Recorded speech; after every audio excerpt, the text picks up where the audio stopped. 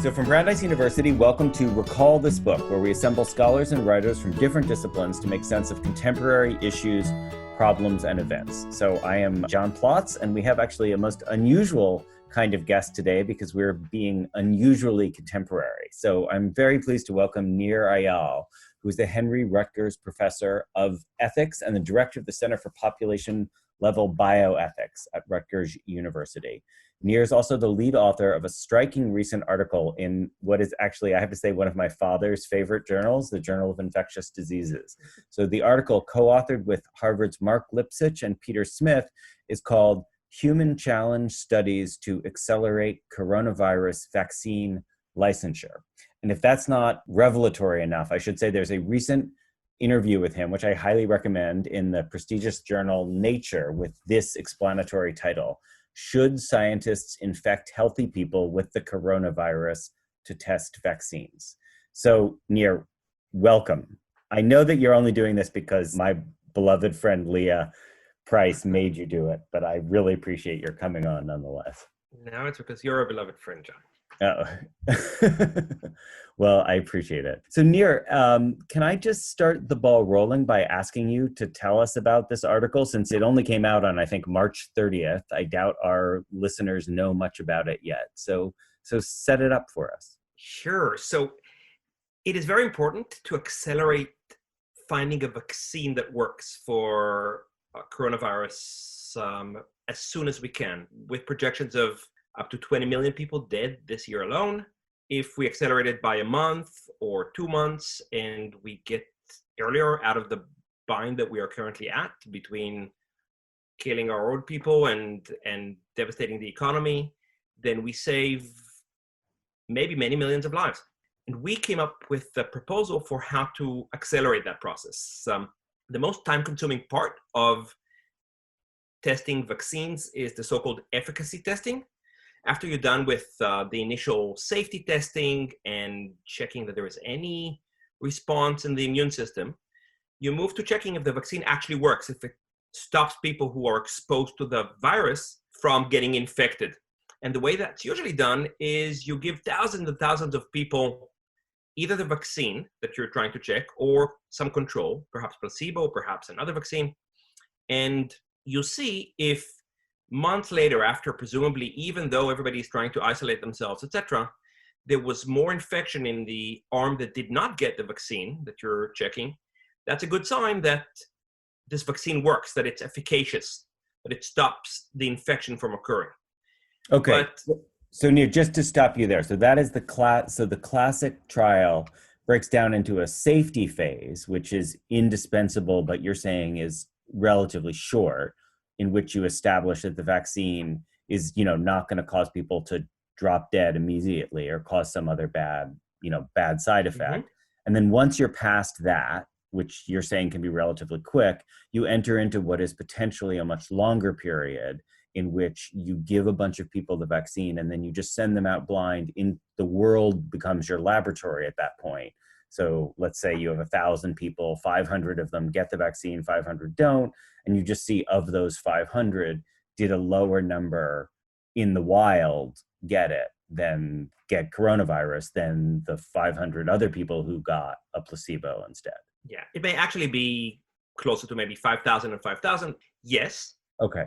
That could take months because everybody is doing what you and I are now doing, which is hiding in their homes and trying not to get any exposure. So you really need for a lot of them, so that it's meaningful and you can actually base credible science on it, to make the mistake and get exposed at some point. Right. And then you can, with assurance, say this works. We propose a much shorter alternative to that phase, to that time-consuming phase of efficacy testing. And shall I tell you about what we propose? That sounds great. Totally clear so far. So now you have a way to replace that in the wild period with something else. So instead of in the wild, you could expose people artificially to coronavirus. You would get results very soon thereafter. You don't need this big group of people. It could be maybe 100 people. You don't need these many months of waiting and the doubt about whether it will even ever reach a conclusion that you have with the standard efficacy testing. But what you have done is you exposed people deliberately to coronavirus, which is a virus that is currently killing so many people and for which we don't have a cure. So doing that initially raises a big ethical question. Thankfully, I think that there are excellent answers as to why this is perfectly ethical. Okay. So Nir, let me stop you right there. So that sounds totally clear.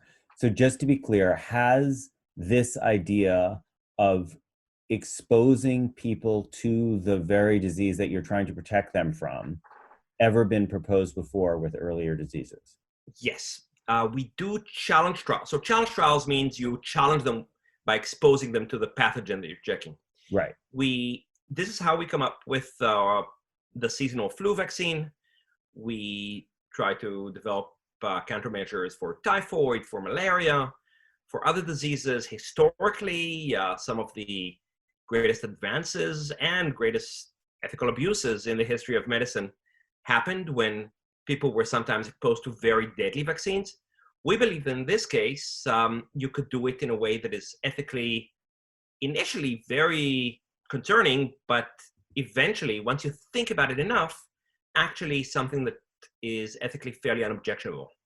Okay, so you mentioned objectionable stories of the past, and I'm sure we'll get to them, but you also mentioned seasonal flu. The reason that the challenge trials or seasonal flu are okay is that fatality rates are so low that it doesn't really raise any eyebrows. Is that the reason, or?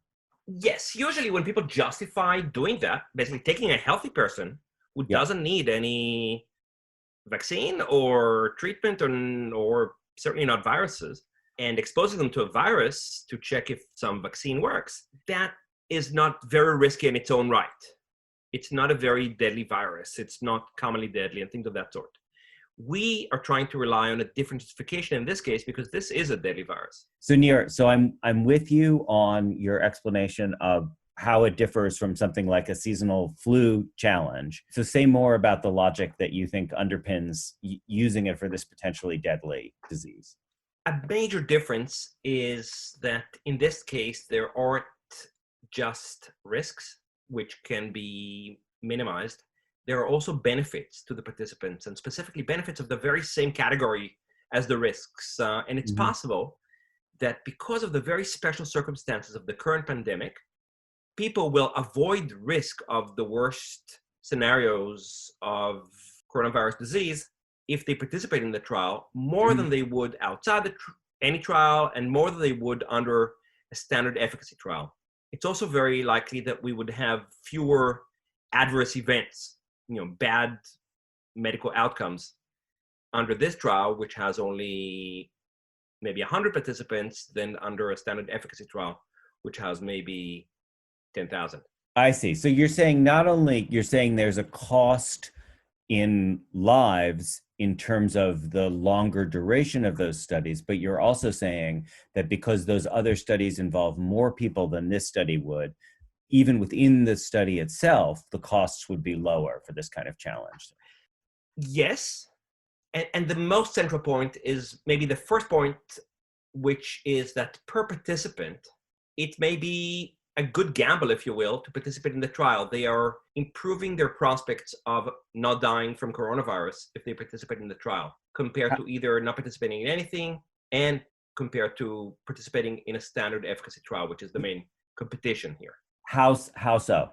It has to do with something that was not true for the other diseases for which challenge trials were usually done. It has to do with the fact that so many of us would get exposure and potentially infection anyhow.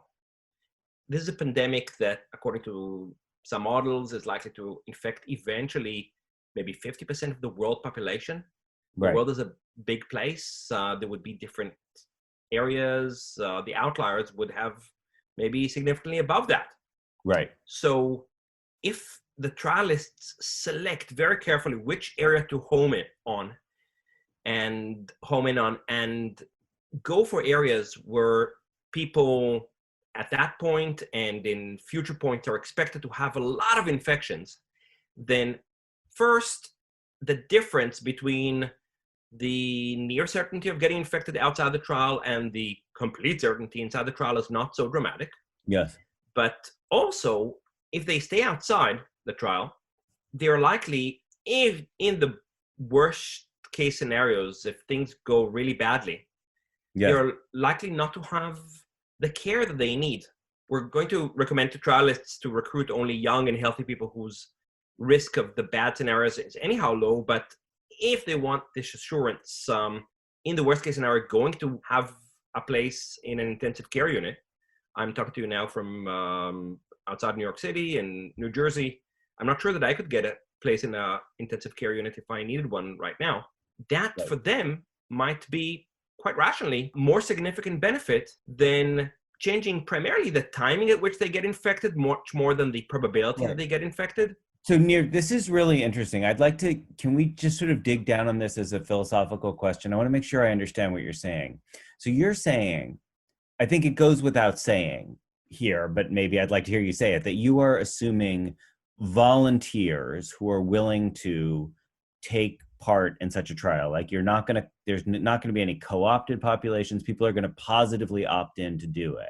And you're Absolutely. saying, So yeah, I mean, that's maybe worth just underwriting.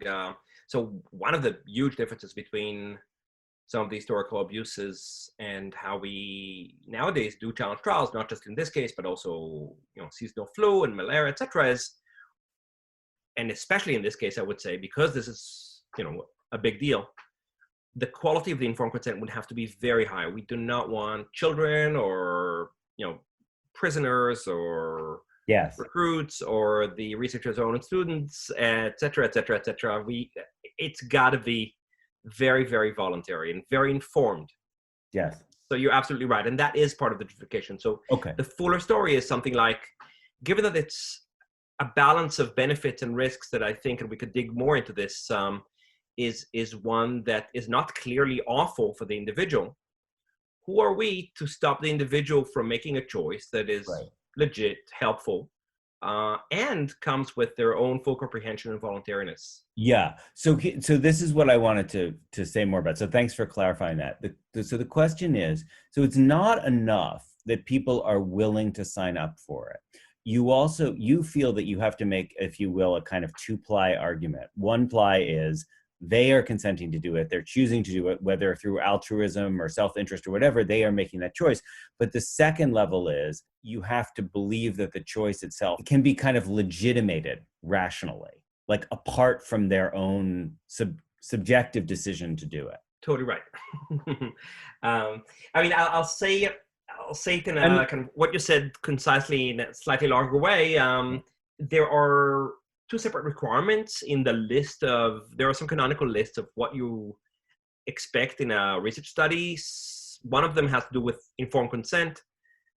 Another one has to do with the balance of risks and benefits for the individual, for whether society is gaining enough from this study to justify any negative balance for the individual.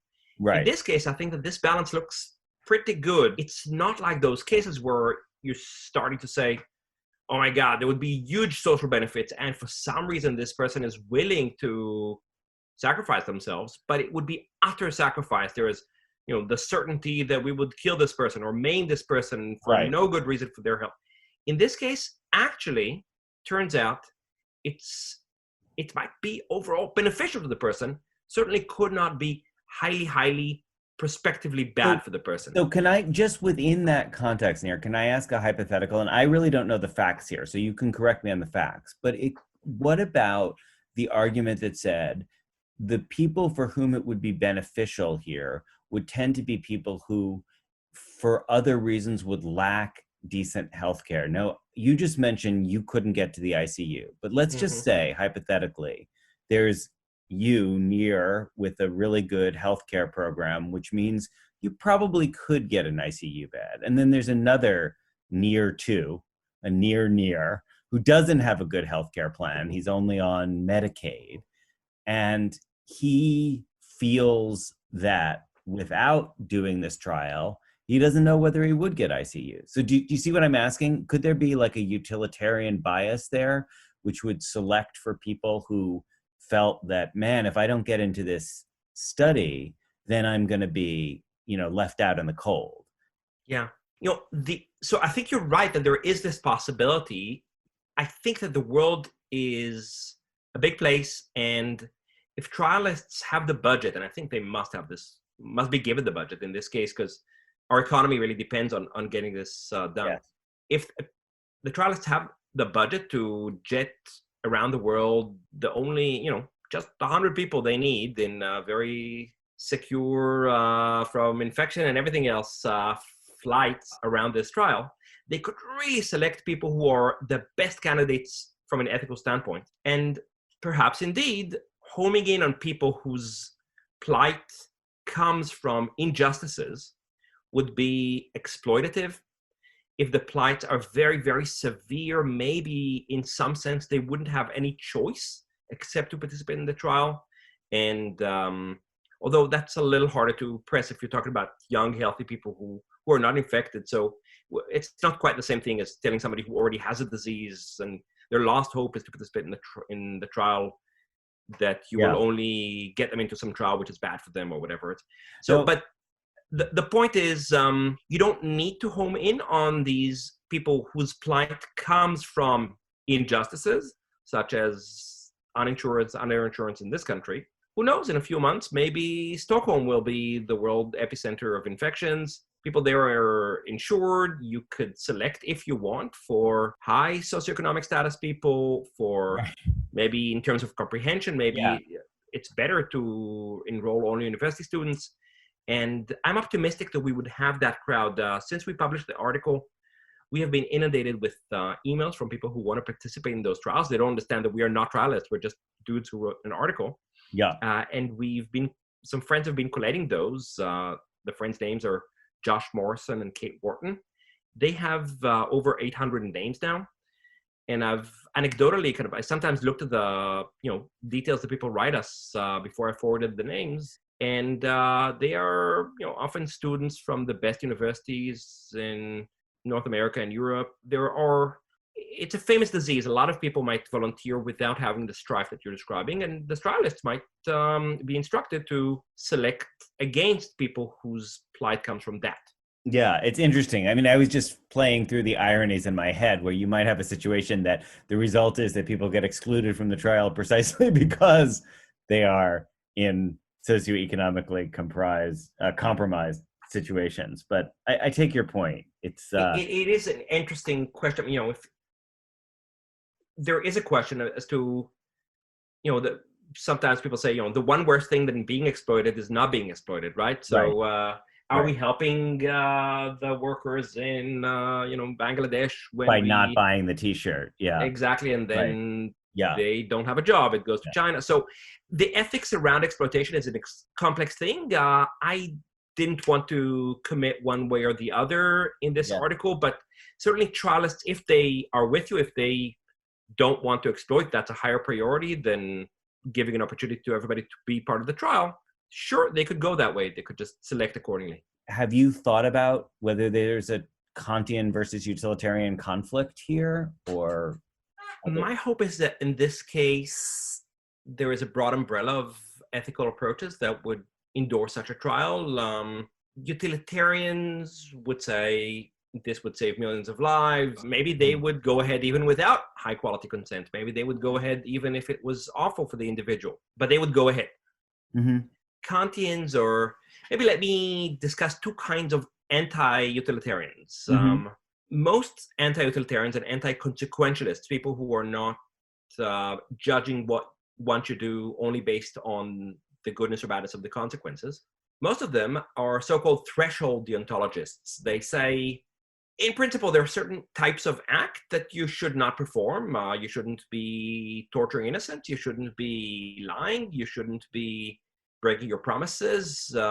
But if the consequences were absolutely dramatic, sure, then the threshold can be overridden by these incredibly important consequences. Great. And this is a very common view. And the phrase you used there was threshold deontologist. So a deontologist is somebody who defines their ethics in terms of duties that are absolute or understood as like the guiding principles for life.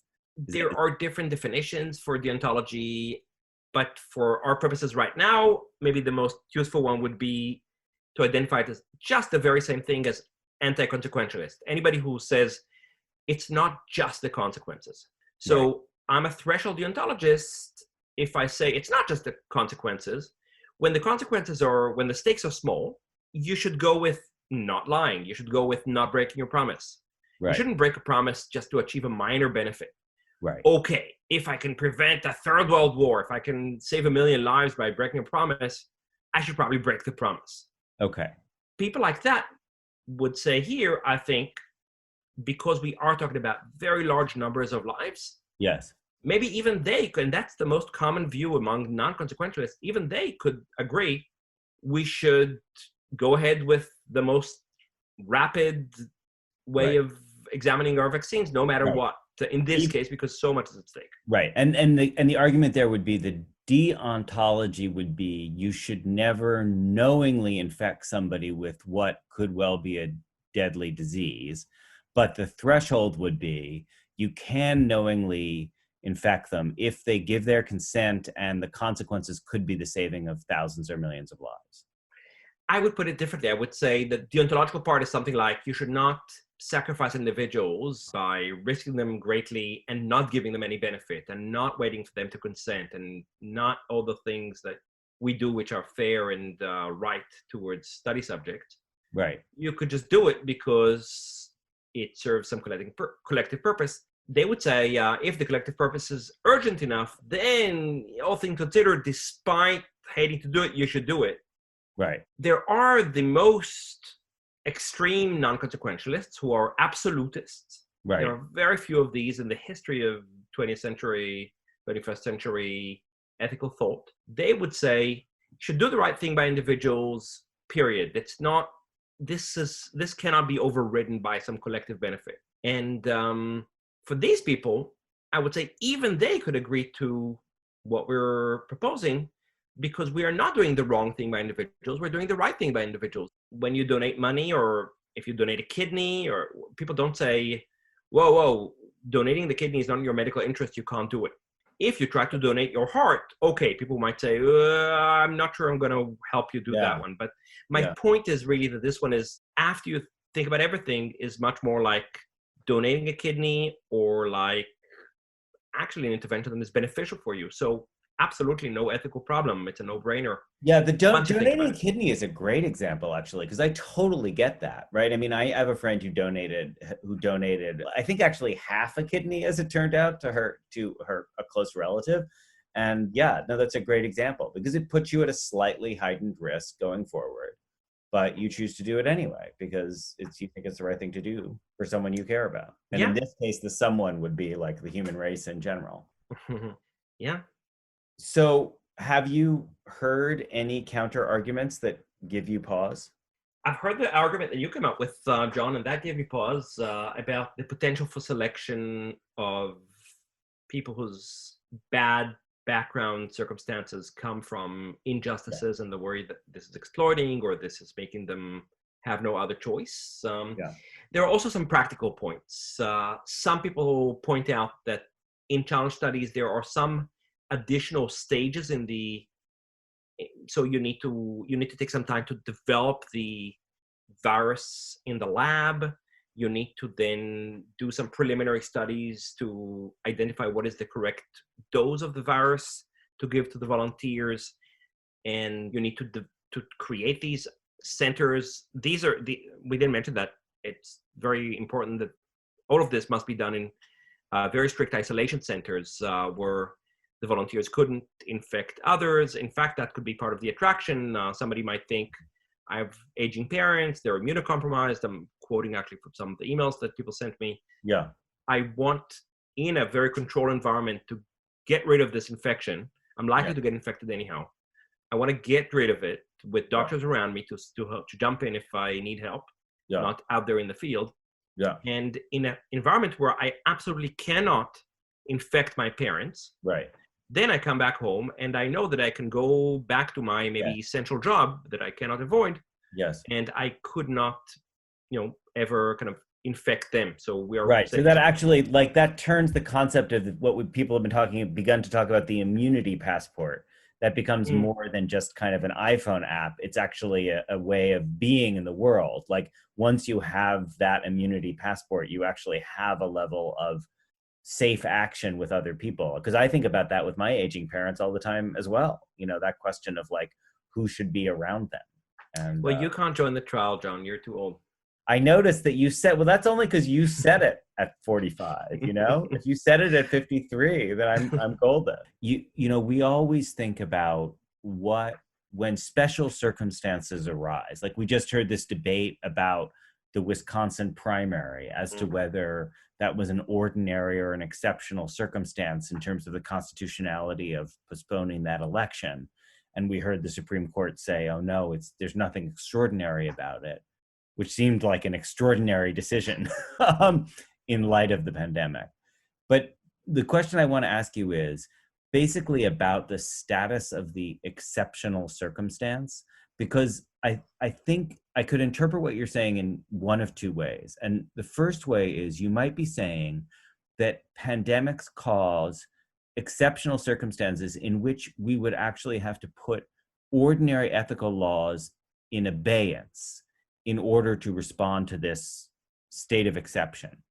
And the second would be that you're saying that under the rules of pandemic, let's call it, like the rules of war, the changed circumstance allows you to kind of revisit your ethical principles and see if the ethical principles result in different actions now, given the way the facts have changed. So are you making an argument for the former, for the sort of state of exception around ethics, or for the latter, for that our same ethics now call for different outcomes based on different circumstances? My take on this is that we can reach to the same old principles of research ethics and find ample justification there. This could be done with perfectly informed consent. It could be done without a very problematic risk-benefit ratio. It looks initially like it's an absolute aberration, but once you think about the full picture, it's not. Great. That's what I thought you were saying. Thanks. That's very clear. Well, Nir, you've sold me, so I'm going to go fix my passport right now, so it looks like I'm 44, so that I can sign up. I'm going to buy a wig also. It's going to look a lot like your hair. It'd be great. So I will just say quickly that Recall This Book is hosted by John Plotz and usually Elizabeth Ferry, with music by Eric Chaslow and Barbara Cassidy, sound editing by Claire Ogden, website design and social media by Kaliska Ross. We always want to hear from you with your comments, criticisms, or suggestions for future episodes. You can email us directly or contact us via social media and our website. And if you enjoyed today's show, please be sure to write a review or rate us on iTunes, Stitcher, or wherever you get your podcast. You will, of course, find links to Nir's article, the interview with him in Nature, and various other related material on the episode webpage at recallthisbook.org. So check out other recent conversations, including with writers such as Zadie Smith, Shishen Liu, and Samuel Delaney. So, Nir, thank you so much. Thank you so much, John. I really appreciate it. I really appreciate it. It's an incredibly busy time for you, I'm sure. So thanks a lot. And thank you all for listening.